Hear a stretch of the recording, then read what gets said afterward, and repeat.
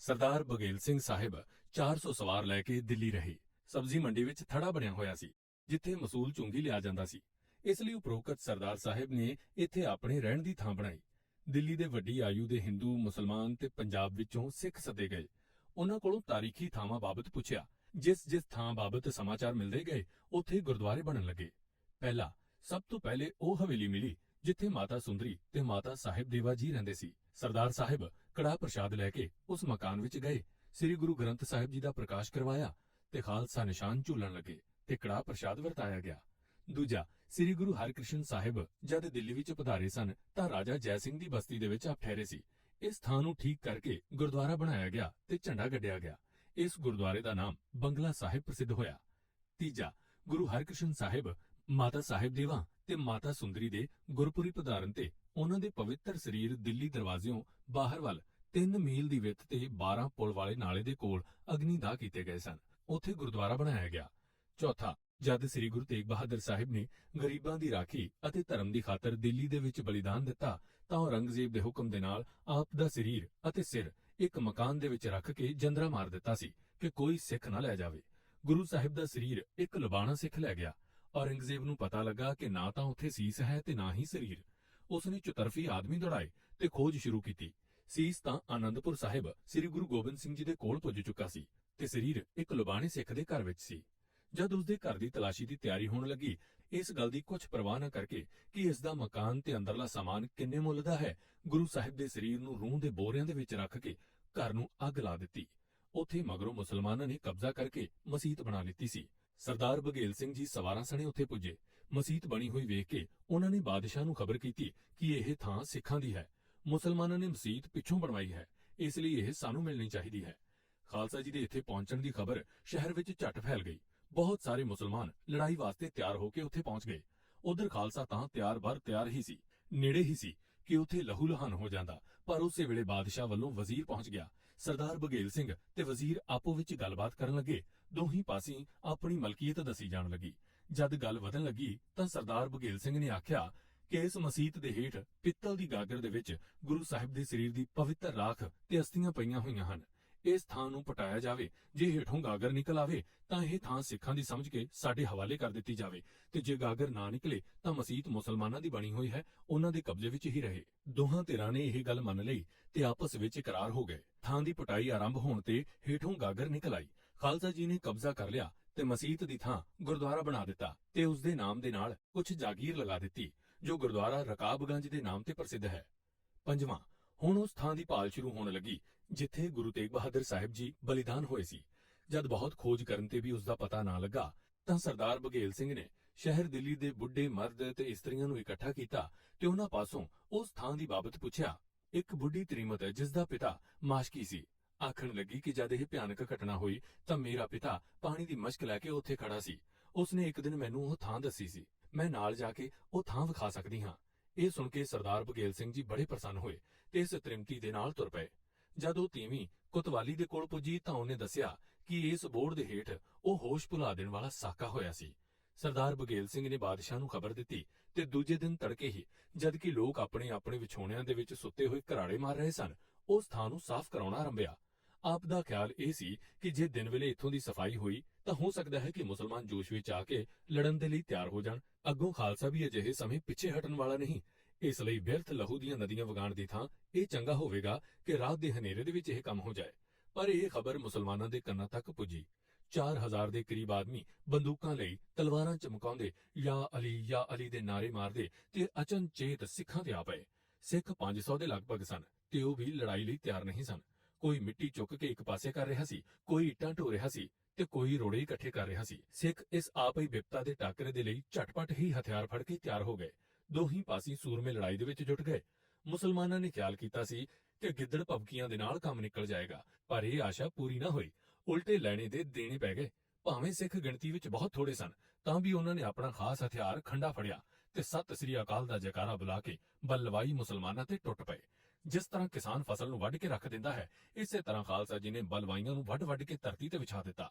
ਟਾਕਰੇ ਦੀ ਹਿੰਮਤ ਨਾ ਦੇਖ ਕੇ ਬਲਵਾਈ ਉੱਠ ਨਾ ਸੇ ਤੇ ਉਹਨਾਂ ਨੇ ਜਾ ਕੇ ਬਾਦਸ਼ਾਹ ਦੇ ਕੋਲ ਫਰਿਆਦ ਕੀਤੀ ਕਿ ਆਪ ਦੇ ਰਾਜ ਦੇ ਵਿੱਚ ਸਾਡੀ ਮਸੀਤ ਢਾਈ ਜਾ ਰਹੀ ਹੈ, ਜੋ ਬਹੁਤ ਅਯੋਗ ਗੱਲ ਹੈ। ਬਾਦਸ਼ਾਹ ਨੇ ਆਖਿਆ ਕਿ ਤੁਸੀਂ ਇਹ ਗੱਲ ਚੰਗੀ ਤਰ੍ਹਾਂ ਜਾਣਦੇ ਹੋ ਕਿ ਸਿੰਘਾਂ ਨੇ ਜਦ ਦਿੱਲੀ ਤੇ ਕਬਜ਼ਾ ਕਰ ਲਿਆ ਸੀ ਤਾਂ ਇਸ ਇਕਰਾਰ ਤੇ ਉਹਨਾਂ ਨੇ ਦਿੱਲੀ ਛੱਡ ਦਿੱਤੀ ਸੀ ਕਿ ਉਹਨਾਂ ਦੀਆਂ ਤਾਰੀਖੀ ਥਾਵਾਂ ਤੇ ਗੁਰਦੁਆਰੇ ਬਣਾ ਦਿੱਤੇ ਜਾਣ। ਅਜਿਹੀ ਹਾਲਤ ਦੇ ਵਿੱਚ ਜਦ ਸਾਡੇ ਤੇ ਉਹਨਾਂ ਦੇ ਇਕਰਾਰ ਹੋ ਚੁੱਕੇ ਹਨ ਤਾਂ ਆਪਣੇ ਇਕਰਾਰ ਤੋਂ ਫਿਰਨਾ ਠੀਕ ਨਹੀਂ। ਜੇ ਤੁਹਾਡੇ ਕਹਿਣ ਤੇ ਗੁਰਦੁਆਰੇ ਬਣਾਉਣ ਤੋਂ ਰੋਕ ਦਿੱਤਾ ਤਾਂ ਤੁਸੀਂ ਜਾਣਦੇ ਹੋ ਕਿ ਸਿੱਟਾ ਕੀ ਨਿਕਲੇਗਾ। ਸਰਦਾਰ ਬਘੇਲ ਸਿੰਘ ਦਾ ਹੁਕਮ ਹੁੰਦਿਆਂ ਹੀ ਸਿੱਖ ਫੌਜਾਂ ਪਲੋ ਪਲੀ ਵਿੱਚ ਦਿੱਲੀ ਨੂੰ ਘੇਰ ਲੈਣਗੀਆਂ। ਲੜਾਈ ਕਰਕੇ ਕਈ ਵਾਰੀ ਤੁਸੀਂ ਉਹਨਾਂ ਦਾ ਬਾਹੂਬਲ ਦੇਖ ਲਿਆ, ਸਿੱਟਾ ਹੁਣ ਵੀ ਉਹ ਹੋਵੇਗਾ ਜੋ ਪਹਿਲੇ ਹੁੰਦਾ ਰਿਹਾ ਹੈ। ਇਸ ਲਈ ਇਹੋ ਚੰਗਾ ਹੈ ਕਿ ਇਹ ਥਾਂ ਇਹਨਾਂ ਨੂੰ ਦਿੱਤੀ ਜਾਵੇ। ਇਧਰ ਬਾਦਸ਼ਾਹ ਆਮ ਮੁਸਲਮਾਨਾਂ ਨੂੰ ਸਮਝਾਉਣ ਬੁਝਾਉਣ ਵਿੱਚ ਰੁੱਝਾ ਹੋਇਆ ਸੀ। ਉਧਰ ਸਰਦਾਰ ਬਘੇਲ ਸਿੰਘ ਨੇ ਉਹਨਾਂ ਸਾਰੇ ਮੁਸਲਮਾਨਾਂ ਦੀ ਇੱਕ ਲਿਸਟ ਤਿਆਰ ਕਰਵਾਈ ਜੋ ਇਸ ਫਸਾਦ ਦੇ ਆਗੂ ਸਨ। ਸਾਦਤ ਅਲੀ ਖਾਨ ਤੇ ਅਬਦੁਲ ਰਹਿਮਾਨ ਖਾਨ ਰੌਲਾ ਪਾਉਣ ਵਾਲਿਆਂ ਦੇ ਮੋਢੀ ਸਮਝੇ ਗਏ। ਸਰਦਾਰ ਜੀ ਨੇ ਆਪਣੇ ਜਵਾਨਾਂ ਨੂੰ ਹੁਕਮ ਦਿੱਤਾ ਕਿ ਇਹਨਾਂ ਦੀਆਂ ਜਾਗੀਰਾਂ ਤੇ ਹੱਲਾ ਕਰਕੇ ਇਸ ਬਚਨ ਭੰਗ ਕਰਨ ਦੀ ਸਜ਼ਾ ਦਿੱਤੀ ਜਾਵੇ।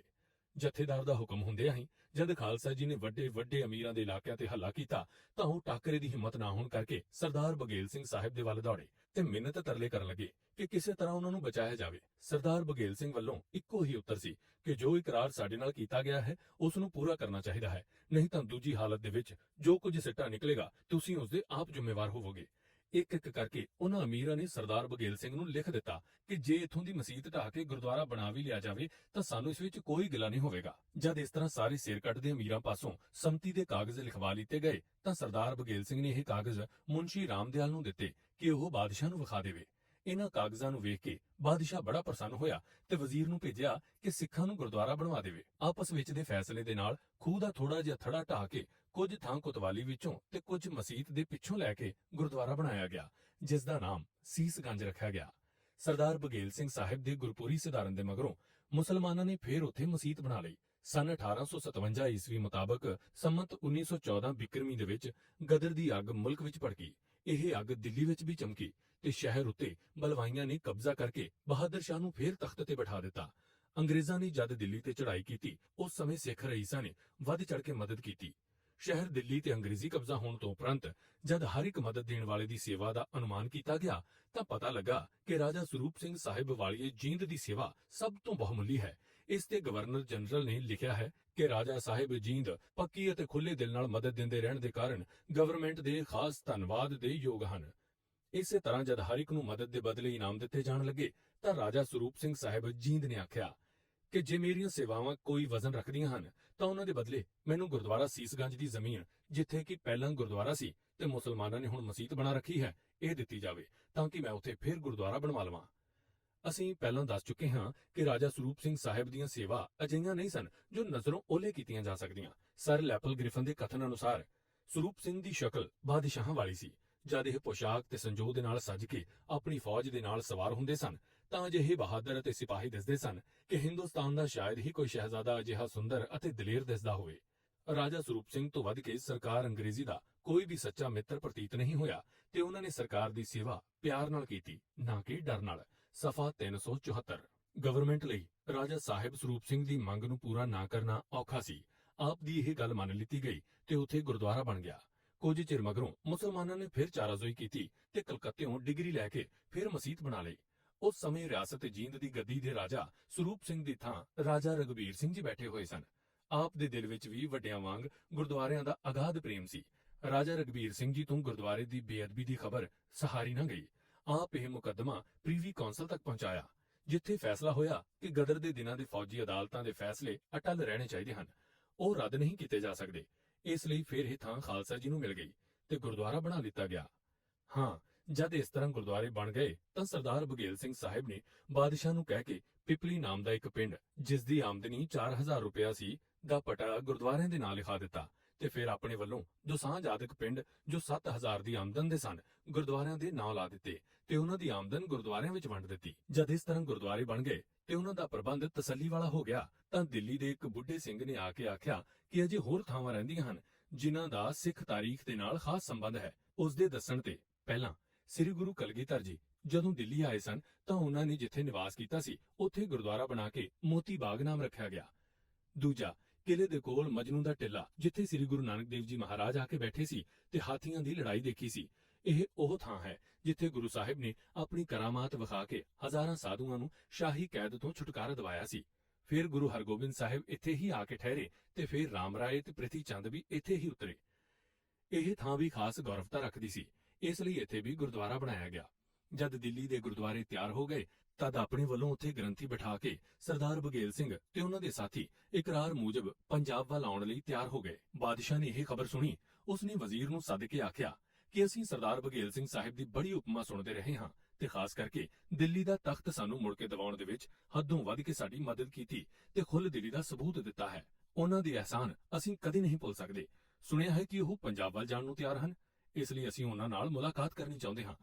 ਵਜ਼ੀਰ ਸਰਦਾਰ ਬਘੇਲ ਸਿੰਘ ਦੇ ਪਾਸ ਆਇਆ ਤੇ ਬਾਦਸ਼ਾਹ ਦਾ ਸੁਨੇਹਾ ਅਰਜ਼ ਕਰਕੇ ਆਖਿਆ ਕਿ ਬਾਦਸ਼ਾਹ ਸਲਾਮਤ ਆਪ ਦੇ ਪਵਿੱਤਰ ਦਰਸ਼ਨਾਂ ਦੇ ਚਾਹਵਾਨ ਹਨ ਤੇ ਉਹ ਉਸ ਕੌਮ ਦੇ ਪਤਵੰਤੇ ਮੈਂਬਰ ਦੇ ਨਾਲ ਜੋ ਤਰਸਵਾਨ, ਖੁੱਲੇ ਦਿਲ, ਇਕਰਾਰ ਦੇ ਸੱਚੇ ਤੇ ਸੁਲਹਕੁਲ ਹੋਣ ਦੇ ਕਾਰਨ ਪ੍ਰਸਿੱਧ ਹੈ, ਮਿਲਣ ਵਿੱਚ ਮਾਣ ਸਮਝਦੇ ਹਨ ਤੇ ਚਾਹੁੰਦੇ ਹਨ ਕਿ ਆਪ ਵਰਗੇ ਪਤਵੰਤੇ ਤੇ ਮਾਣਯੋਗ ਸੱਜਣ ਨਾਲ ਮਿੱਤਰਤਾ ਦੇ ਸੰਬੰਧ ਜੋੜਨ। ਜਿਸ ਦੇ ਉੱਤਰ ਵਿੱਚ ਸਰਦਾਰ ਬਘੇਲ ਸਿੰਘ ਸਾਹਿਬ ਨੇ ਆਖਿਆ, ਅਸੀਂ ਬਾਦਸ਼ਾਹ ਨੂੰ ਮਿਲਣ ਵਿੱਚ ਕੋਈ ਹਰਜ ਨਹੀਂ ਸਮਝਦੇ ਤੇ ਨਾ ਹੀ ਇਨਕਾਰ ਦੀ ਲੋੜ ਹੈ। ਅਸੀਂ ਮਿਲਣ ਨੂੰ ਤਿਆਰ ਹਾਂ ਤੇ ਜਾਣਦੇ ਹਾਂ ਕਿ ਆਪਸ ਵਿੱਚ ਦਾ ਮੇਲ ਦੋਹਾਂ ਕੌਮਾਂ ਦੇ ਲਈ ਗੁਣਕਾਰੀ ਹੋਵੇਗਾ, ਪਰ ਕੁਝ ਸ਼ਰਤਾਂ ਨਾਲ ਮੁਲਾਕਾਤ ਹੋ ਸਕਦੀ ਹੈ। ਵਜ਼ੀਰ, ਸ਼ਰਤਾਂ ਕਿਹੜੀਆਂ? ਸਰਦਾਰ ਬਘੇਲ ਸਿੰਘ, ਅਸੀਂ ਇਕੱਲੇ ਨਹੀਂ ਜਾਵਾਂਗੇ, 500 ਸਵਾਰ ਸਾਡੇ ਨਾਲ ਹੋਣਗੇ। ਦੂਜਾ, ਸਾਡੀ ਫੌਜ ਆਪਣੇ ਹਥਿਆਰ ਆਦਿਕ ਨਾਲ ਲੈ ਜਾਏਗੀ। ਤੀਜਾ, ਮੁਲਾਕਾਤ ਇਕੱਲੇ ਨਹੀਂ ਸਗੋਂ ਭਰੇ ਦਰਬਾਰ ਵਿੱਚ ਹੋਣੀ ਚਾਹੀਦੀ ਹੈ। ਚੌਥਾ, ਜਦ ਅਸੀਂ ਮੁਲਾਕਾਤ ਲਈ ਜਾਵਾਂਗੇ ਤਾਂ ਮੁਲਾਕਾਤ ਸਮੇਂ ਆਪਣੇ ਕੌਮੀ ਸ਼ਬਦ ਵਰਤਾਂਗੇ। ਦਿੱਲੀ ਦੇ ਸ਼ਾਹੀ ਰਿਵਾਜ ਦੀ ਪਾਬੰਦੀ ਸਾਡੇ ਲਈ ਜ਼ਰੂਰੀ ਨਹੀਂ ਹੋਵੇਗੀ। ਜੇ ਇਹ ਸ਼ਰਤਾਂ ਪ੍ਰਵਾਨ ਹੋਣ ਤਾਂ ਬਾਦਸ਼ਾਹ ਦੇ ਨਾਲ ਮੁਲਾਕਾਤ ਦਾ ਦਿਨ ਮਿੱਥ ਕੇ ਖਬਰ ਦੇ ਦਿਓ, ਅਸੀਂ ਪਹੁੰਚ ਜਾਵਾਂਗੇ। ਵਜ਼ੀਰ ਨੇ ਬਾਦਸ਼ਾਹ ਨਾਲ ਸਲਾਹ ਕਰਕੇ ਖਬਰ ਦੇ ਦਿੱਤੀ।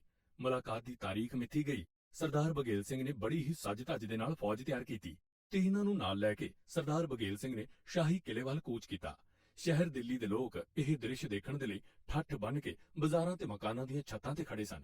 ਜਿੱਧਰੋਂ ਇਹ ਛਬੀਲੇ, ਸਜੀਲੇ, ਰੰਗੀਲੇ ਤੇ ਫਬੀਲੇ ਘੋੜਸਵਾਰ ਲੰਘਦੇ ਸਨ। ਇਹਨਾਂ ਦੀ ਸੁੰਦਰਤਾ, ਵਜਾਕਤਾ, ਇਹਨਾਂ ਦੇ ਗੰਭੀਰ ਚਿਹਰੇ ਤੇ ਚਮਕਦੇ ਹਥਿਆਰ ਵੇਖਣ ਵਾਲਿਆਂ ਨੂੰ ਚਕਿਤ ਕਰ ਦਿੰਦੇ ਸਨ। ਜਦ ਇਹ ਦਰਬਾਰ ਦੇ ਕੋਲ ਪੁੱਜੇ ਤਾਂ ਅੱਗੋਂ ਵਜ਼ੀਰ ਅਮੀਰ ਅਗਵਾਈ ਲਈ ਆਏ। ਜਿਸ ਸਮੇਂ ਸਰਦਾਰ ਬਘੇਲ ਸਿੰਘ ਤੇ ਉਹਨਾਂ ਦੇ ਸਾਥੀ ਦਰਬਾਰ ਵਿੱਚ ਪੁੱਜੇ ਤਾਂ ਉਹਨਾਂ ਨੇ ਵਾਹਿਗੁਰੂ ਜੀ ਕਾ ਖਾਲਸਾ, ਵਾਹਿਗੁਰੂ ਜੀ ਕੀ ਫਤਿਹ ਬੜੇ ਜ਼ੋਰ ਨਾਲ ਗਜਾਈ। ਉੱਤਰ ਵਿੱਚ ਮੁੰਸ਼ੀ ਰਾਮਦਿਆਲ ਤੇ ਉਹਨਾਂ ਦੇ ਕੁਝ ਹੋਰ ਸਾਥੀਆਂ ਨੇ ਵੀ ਫਤਿਹ ਬੁਲਾਈ। ਸਾਰੇ ਆਪਣੀਆਂ ਆਪਣੀਆਂ ਕੁਰਸੀਆਂ ਤੇ ਬੈਠ ਗਏ। ਕੁਝ ਚਿਰ ਬਾਦਸ਼ਾਹ ਤੇ ਸਰਦਾਰ ਬਘੇਲ ਸਿੰਘ ਦੀ ਆਪਸ ਵਿੱਚ ਗੱਲਬਾਤ ਹੁੰਦੀ ਰਹੀ, ਜਿਸ ਤੋਂ ਬਾਦਸ਼ਾਹ ਬੜਾ ਖੁਸ਼ ਹੋਇਆ। ਬਾਦਸ਼ਾਹ ਦੇ ਪੁੱਛਣ ਤੇ ਸਰਦਾਰ ਬਘੇਲ ਸਿੰਘ ਨੇ ਦੱਸਿਆ ਕਿ ਅਸੀਂ ਹੁਣ ਛੇਤੀ ਹੀ ਮੁੜ ਜਾਣ ਨੂੰ ਤਿਆਰ ਹਾਂ। ਜਿਸ ਤੇ ਬਾਦਸ਼ਾਹ ਨੇ 4 ਲੱਖ ਰੁਪਇਆ ਭੇਟਾ ਕਰਕੇ ਬੇਨਤੀ ਕੀਤੀ ਕਿ ਇਹ ਨਿਮਾਣੀ ਭੇਟਾ ਮੇਰੇ ਵੱਲੋਂ ਪੰਥ ਦੇ ਅਰਪਣ ਕਰ ਦੇਣੀ। ਧੁਰ ਦਾ ਸੱਦਾ। ਜੋ ਆਇਆ ਸੋ ਚੱਲ ਸੀ।